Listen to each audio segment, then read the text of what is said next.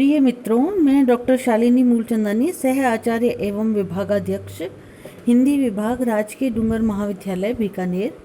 आज हम बीए द्वितीय वर्ष के प्रथम प्रश्न पत्र रीतिकालीन काव्य के रीतिबद्ध काव्य पर चर्चा करेंगे। रीतिबद्ध काव्य धारा उन कवियों की है जिन्होंने राजाओं, उनकी पत्नी या प्रेमिकाओं को शास्त्रीय ज्ञान देने के लिए लक्षण ग्रंथों की रचना की।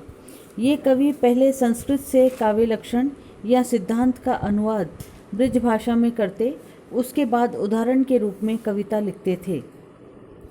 इसी काव्य धारा को लक्षण ग्रंथ परंपरा भी कहा जाता है तथा इनके कवियों को आचार्य।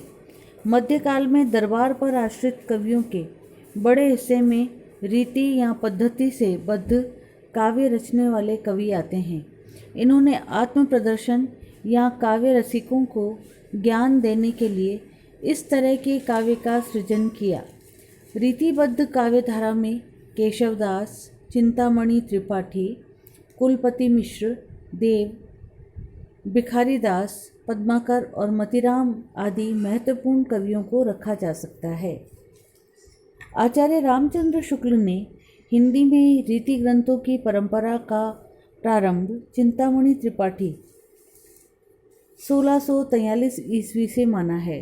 हालांकि उनसे पहले लगभग 1601 ईस्वी में केशवदास ने कवि प्रिया नामक लक्षण ग्रंथ लिखना प्रारंभ कर दिया था।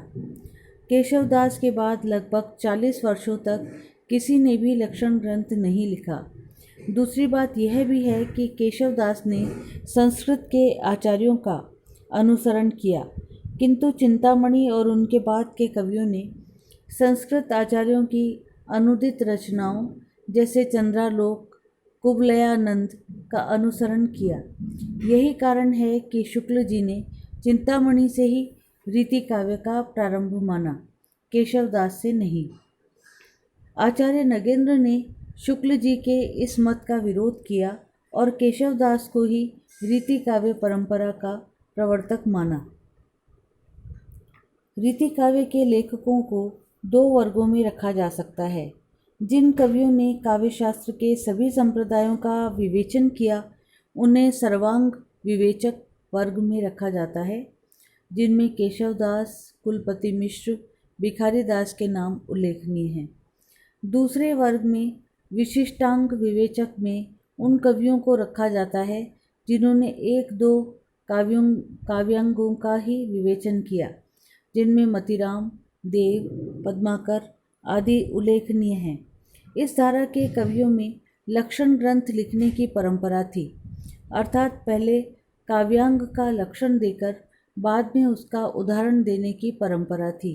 जैसे यद्यपि सुजात सुलक्षणी, सुवर्ण सरस सुवृत, भूषण बिन न बिराजई, कविता वनिता मित। केशवदास की पंक्तियां हैं ये। मतिराम भी कहते हैं, जहाँ एक ही बात को उपमेयो उपमान, तहाँ अनन्वय कहत है कवि मतिराम सुजान। इन रचनाकारों की कविता में प्राय अपने आश्रयदाताओं को प्रसन्न करने के भाव दिखते हैं।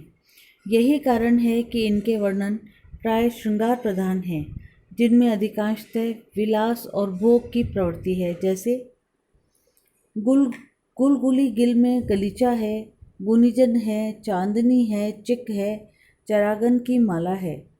कहे पद्माकर ज्यों गिजा है सजी, सेज है, सुराई है, सुरा है और प्याला है। कहीं कहीं आश्रयदाता की वीरता का अतिशयोक्तिपूर्ण वर्णन भी दिखाई पड़ जाता है। उपक्के तपक्के धड़क्के महा है, प्रलय चिलिका सी भड़क्के जहाँ है। रीतिबद्ध कवियों का आचार्यत्व। रीतिबद्ध काव्य धारा के लक्षण ग्रंथ लिखने वाले कवियों को आचार्य कहा गया। हालांकि इनके आचार्यत्व पर यह प्रश्न सदैव उठता रहा कि क्या इन्हें आचार्य माना जाए, और माना भी जाए तो किस आधार पर। आचार्य प्राय ऐसे विद्वान को कहा जाता है जो नया सिद्धांत प्रस्तुत करे। दूसरे अर्थों में वह व्यक्ति आचार्य हो सकता है जिसका आचरण अनुकरणीय हो। इन दोनों दृष्टियों से रीतिबद्ध काव्य धारा के कवि आचार्य नहीं माने जा सकते, क्योंकि इन्होंने लक्षणों का केवल अनुवाद किया है, किसी भी प्रकार की मौलिकता प्रस्तुत नहीं की। इनका साहित्य भोग मूलक श्रृंगार, राजाओं की नकली वीरता तथा सामंती मानसिकता से भरा पड़ा है, इसलिए ये अनुकरणीय भी नहीं। हालांकि आचार्य शब्द का एक अन्य अर्थ भी है, जिसके अनुसार ज्ञान को सरल बनाकर प्रस्तुत करने वाले व्यक्ति को भी आचार्य कहा जाता है। इस दृष्टि से रीतिबद्ध काव्यधारा के लक्षण ग्रंथकार कवि निश्चित रूप से आचार्य पद के अधिकारी हैं, क्योंकि इन्हें यह श्रेय तो दिया ही जाता है कि इन्होंने पहली बार साहित्य तथा अन्य कलाओं के नियम और परंपरा के ज्ञान को जन सामान्य की भाषा में अभिव्यक्त किया। रीतिबद्ध काव्य के प्रमुख कवि और उनकी रचनाएं। रीतिबद्ध काव्य के प्रमुख कवि केशवदास हैं और उनकी रचनाएं हैं रामचंद्रिका, छंदमाला, कविप्रिया, रसिकप्रिया आदि। अन्य कवि हैं देव ने रसविलास, भावविलास और प्रेम चंद्रिका आदि ग्रंथ लिखे। मतीराम ने रसराज और ललित ललाम ग्रंथ लिखे। कुलपति कवि ने रस रहस्य लिखा और भिखारीदास कवि ने काव्य निर्णय। धन्यवाद मित्रों, मेरे चैनल को लाइक और सब्सक्राइब करना ना भूलें।